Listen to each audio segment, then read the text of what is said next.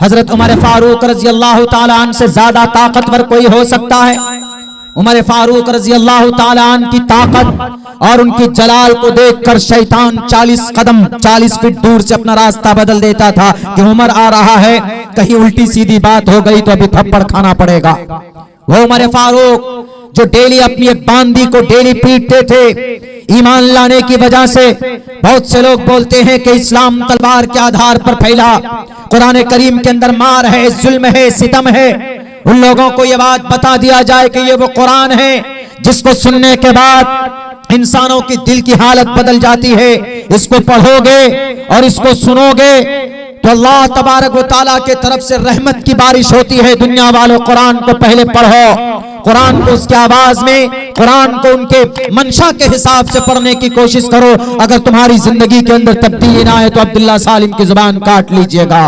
उमर फारूक रजी अल्लाह ताला अन्हु अपने घर की बांदी को, कनीज को डेली मारते थे, मारकर थक जाते, आस्तीन चढ़ा चढ़ा कर मारते थे, 2 घंटे 3 घंटे पिटाई करते और जब थक जाते वो कहते कि रुको, आज सांस लो, कल तुम्हारी पिटाई करूंगा, नहीं तो तुम कुरान से रिश्ता तोड़ लो, नहीं तो तुम मोहम्मद के पैगाम से रिश्ता तोड़ लो, नहीं तो तुम लाए हुए नए दीन इस्लाम से रिश्ता तोड़ लो।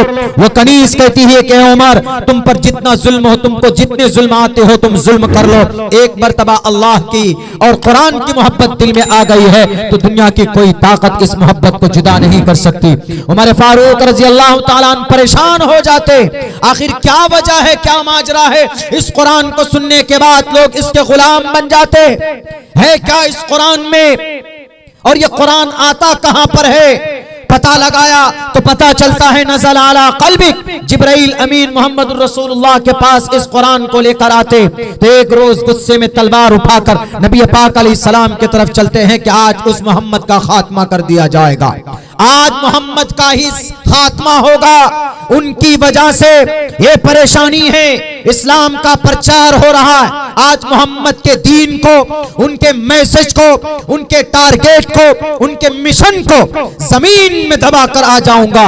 उमर फारूक के इरादा करते हैं, पूरे गुस्से के साथ निकलते हैं तलवार लेकर। रास्ते में एक शख्स मिलता है कि उमर कहां जा रहे हैं? उन्होंने कहा कि आज मोहम्मद रसूलुल्लाह जो अपने आप को अल्लाह का रसूल बोलता, मैं उसका खात्मा करने जा रहा। उन्होंने कहा कि बाद में खबर लेना, पहले अपने घर की जो तुम्हारी बहन है फातिमा बिन्ते खत्ताब, तुम उमर बिन खत्ताब हो, वो फातिमा बिन्ते खत्ताब है तुम्हारी अपनी बहन, तुम्हारा अपना खून, उनसे जाकर पूछो कि कुरान में क्या है, उनसे जाकर पूछो कि इस्लाम में क्या है, उसके बाद कोई फैसला करना, मोहम्मद के सर को कलम करने जाना।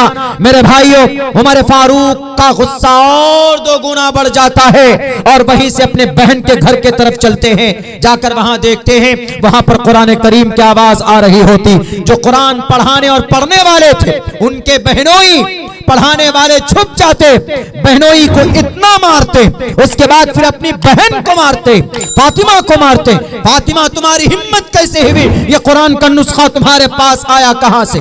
ये कुरान का पारा तुम्हारे पास कहां से आया? इस कुरान को मैं खत्म करूंगा।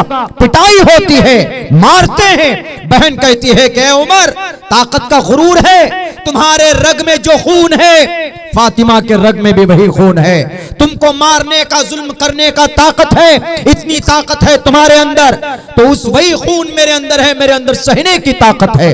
तुझको जितना मारना हो तो मार ले।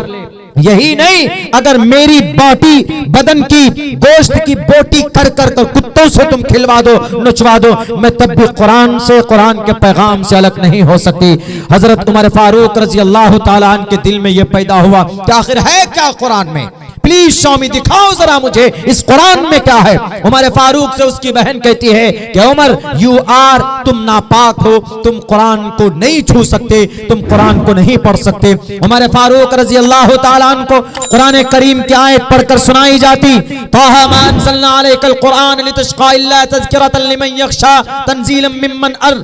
ये सूरह ताहा की शुरू किया 5 आयतें पढ़कर सुनाई जाती। ए दुनिया वालों, इस्लाम को बदनाम करने वालों के तलवारों के धार पर इस्लाम का प्रचार हुआ, देखो दुनिया का सबसे बड़ा ताकतवर इंसान उमर फारूक, कुरान की आयत सुनने के बाद दिल की कैफियत बदल जाती है। वो कहता है कि I want to meet the last prophet Muhammad सल्लल्लाहु अलैहि वसल्लम, मैं मोहम्मद से मिलना चाहता, मैं इस कुरान पर ईमान और आस्था लाना चाहता। कौन सी ताकत थी उमर फारूक के तलवार के सामने में? कोई माए का लाल खड़ा होने की ताकत नहीं रखता था, लेकिन कुरान की वो ताकत थी, कुरान की वो सदाकत, वो वहदानियत थी कि कुरान की आयत सुनने के बाद उमर फारूक की दिल की कैफियत बदल जाती है। जो कल तक दुश्मन थे मोहम्मद रसूलुल्लाह के, कुरान सुनने के बाद गुलाम बन जाते हैं, आपके पास पहुंचते हैं, मोहम्मद रसूलुल्लाह से कहते हैं कि मोहम्मद रसूलुल्लाह, I want to convert my religion into the Islam. मैं आज अपने ईमान को बदलना, अपने धन को बदलना चाहता हूं। आज आपका गुलाम